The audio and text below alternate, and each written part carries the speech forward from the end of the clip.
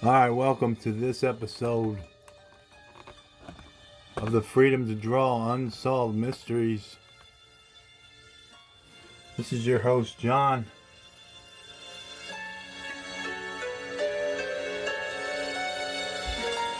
Today's case is an unexplained death. The homicide of a lady back in 1957. Like we always do, if you have any information on this case, please report it to these sources.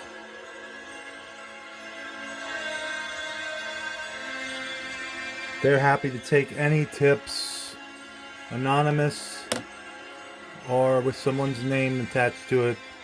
Doesn't matter.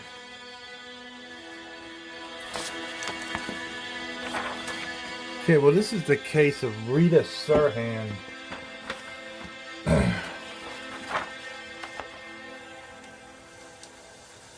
It happened in Wilkes-Barre, Pennsylvania, in northeast Pennsylvania, the northeast corner of the state of Pennsylvania.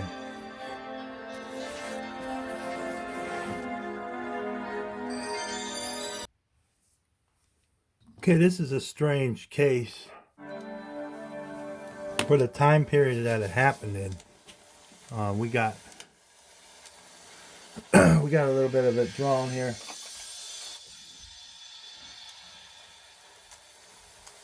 Who killed beloved grandmother Rita Serhan with a hatchet in her apartment behind her grocery store? This is the mystery, folks, that we're drawing.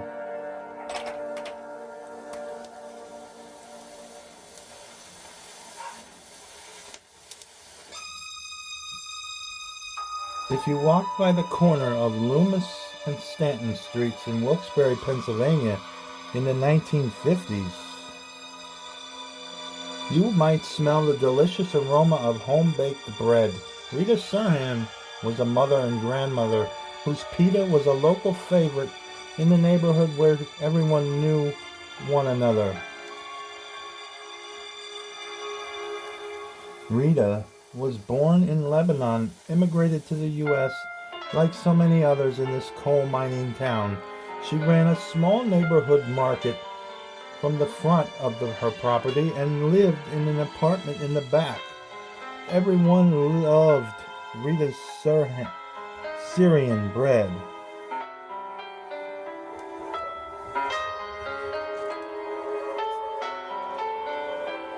Rita had a granddaughter named Sandra who loved spending time with her. Even today, Sandra has warm memories of those times. On April 6th, 1957,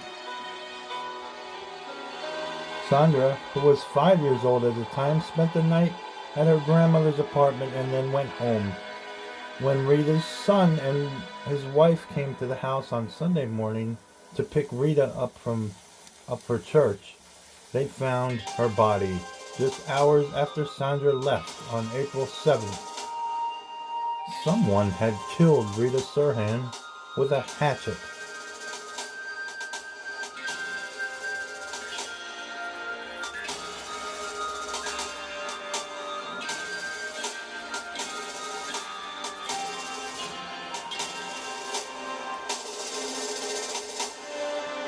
Her body covered with lacerations. Rita was lying in a pool of blood with cloth wrapped around her neck. There was no sign of forced entry. Instead, the front door of the market was ajar. The contents of the register, about $60, was gone.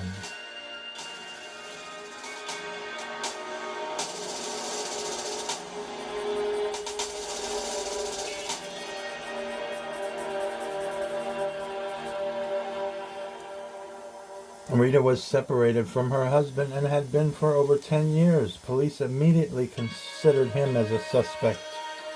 But after he passed a lie detector test, and offered up a $500 reward for his own meager funds. From his own meager funds, he was cleared. Newspaper reports say one other man who reportedly had threatened Rita also took a lie detector test and passed.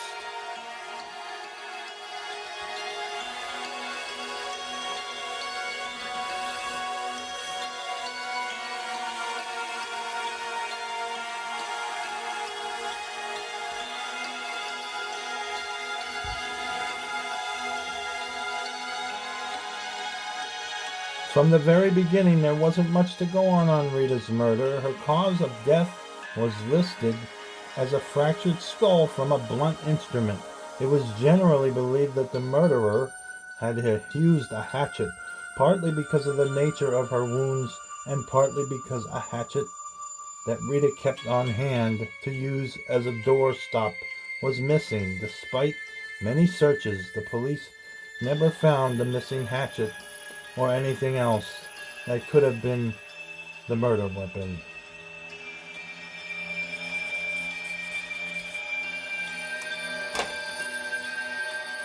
Neighbors did not hear anything suspicious that night.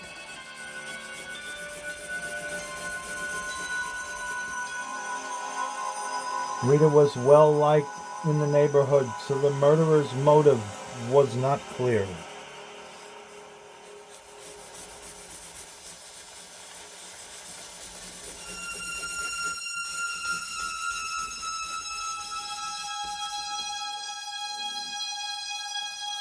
Some neighbors had complained that Rita let gangs play pinball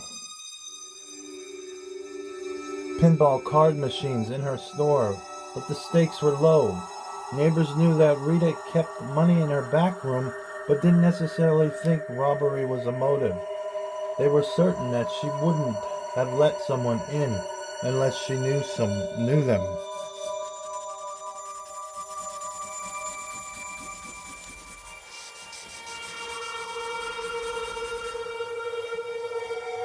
The two things that stood out about this case.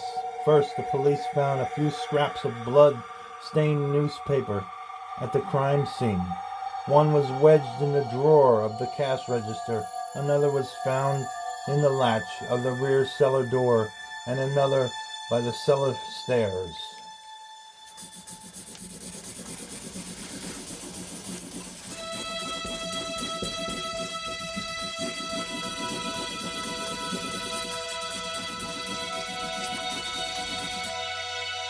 Nobody ever figured out what the pieces of paper with the victim's blood on them signified, although some theorized that the murderer may have wiped their hands on the papers to remove some of the blood.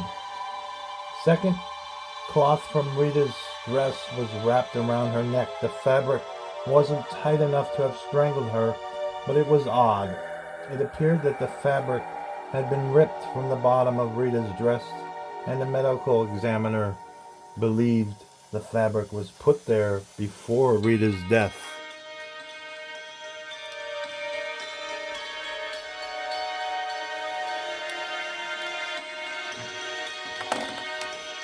The case went cold rather quickly. According to one report, no fingerprints were found at the scene. No scrapings were taken from under the victim's fingernails. No murder weapon was found. There was no clear motive and no obvious suspects.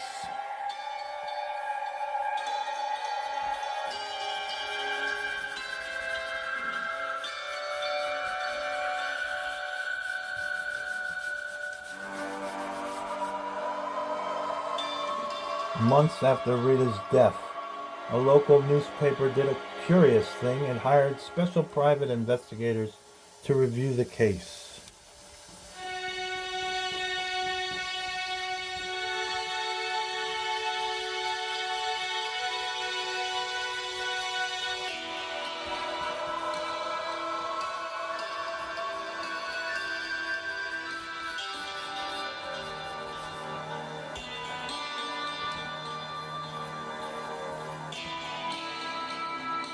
The Sunday Independent newspaper told readers that it hired investigators to probe the Rita Serhan death in order to show why so many murders go unsolved in Luzerne County. The paper's second stated objective was to provide the authorities with information that might help solve the case.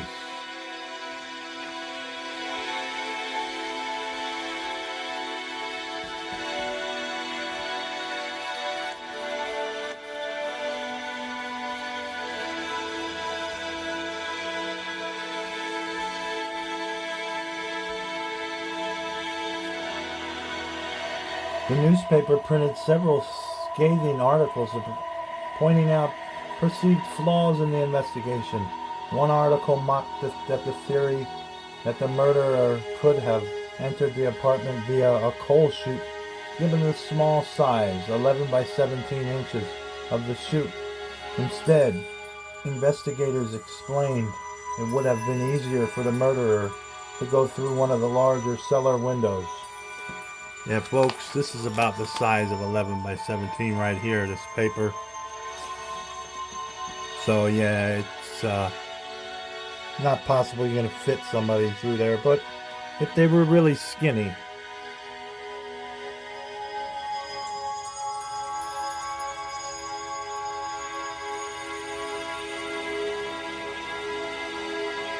Although there were bars on those windows, the paper claimed the bars could be moved by pushing them with one's hands. The newspaper also criticized the failure of police to come up with an explanation for the blood-stained cloth pieces of paper found on the scene. The paper's biggest criticism was that the local police were undertrained and lacked enough personnel to investigate crimes.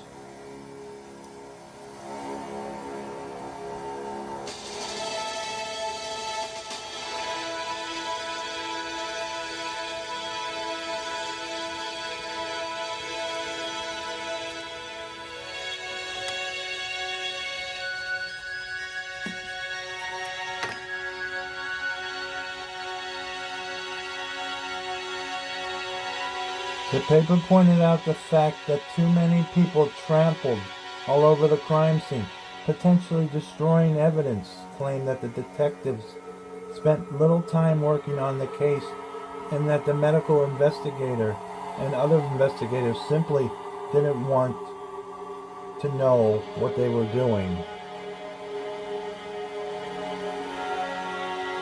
The Sunday Independent went so far to suggest that Rita Serhan's body be exhumed to determine her actual cause of death.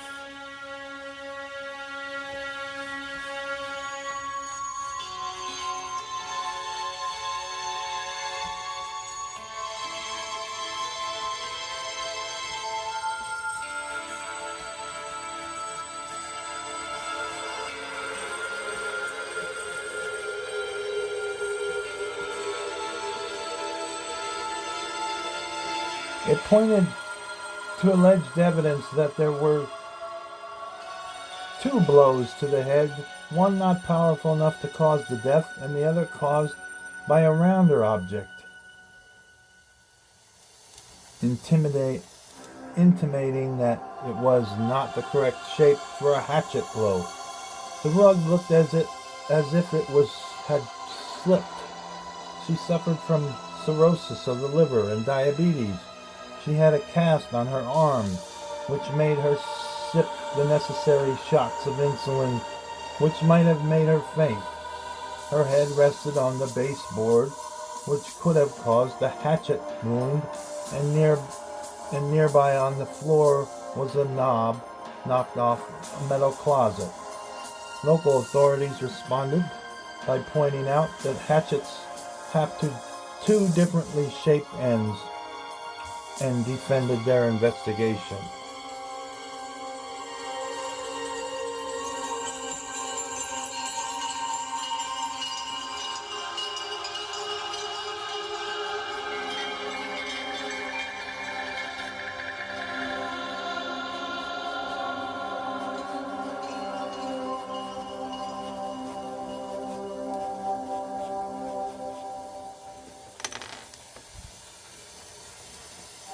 Sandra Serhan was interviewed in 2019 on the anniversary of her grandmother's death and still remembers her grandmother fondly.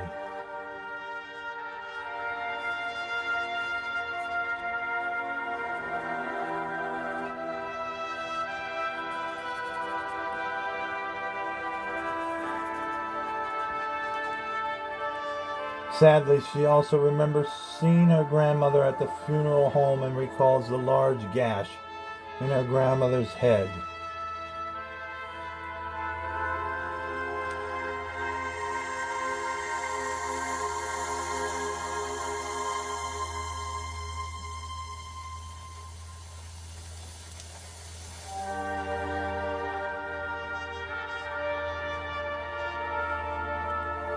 She still holds out hope that the murder could be solved.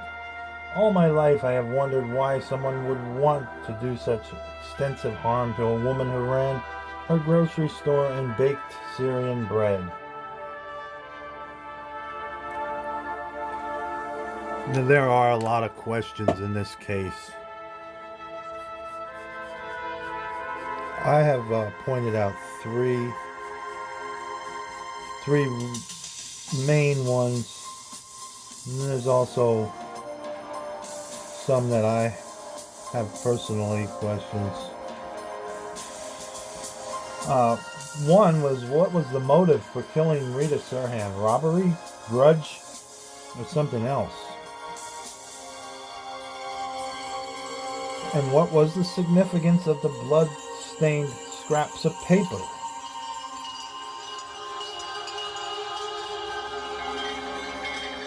Why was cloth ripped from the hem of her dress and wrapped around her neck? These are all good questions. And when I'm drawing her off the picture that I have of her, it does seem like this is not just any average woman. I mean, she looks like she could take care of herself. You know, this is not disparaging her in any way or form. But if they were going to say that someone crawled through a crawl space that was 11 by 17, it's about the size of this paper, so they could do that, but they would be very skinny. And I'm going to venture to say that a skinny person is not going to take down this woman. This woman looks like she is very intimidating. You know, she doesn't look like a lightweight. She looks like she can handle herself.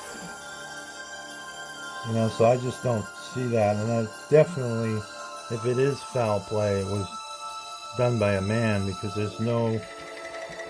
A woman's not going to take down this woman here. This woman looks, you know, like she is physically more, a little bit more physically intimidating than the average woman of this day and era. We're talking the 50s here. 1957 to be exact. She just doesn't look like a lightweight that could be pushed around, in my opinion. So, also I do share the same question about the cloths.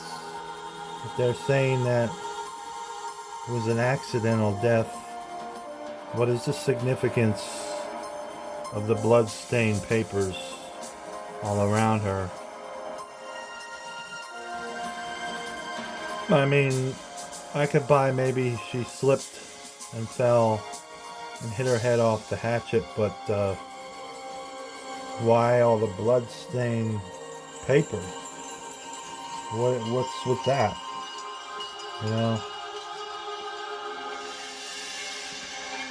The motive might have been a robbery. Let's not rule that out. And her victimology, though, from what I'm looking at her, looks like she's a very strict woman by the books. She wasn't really interested in smiling for this photograph. That says a lot. You know, it doesn't say that she should be murdered, but seems like she didn't take any nonsense from anybody. But she probably had a heart of gold, too, which could have been led to her demise.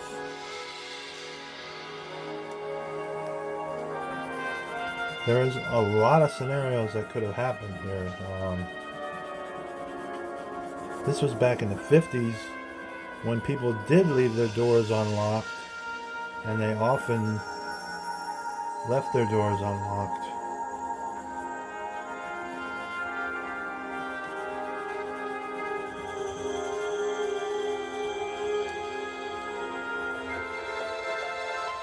So this is a very old, cold case. Hasn't been solved.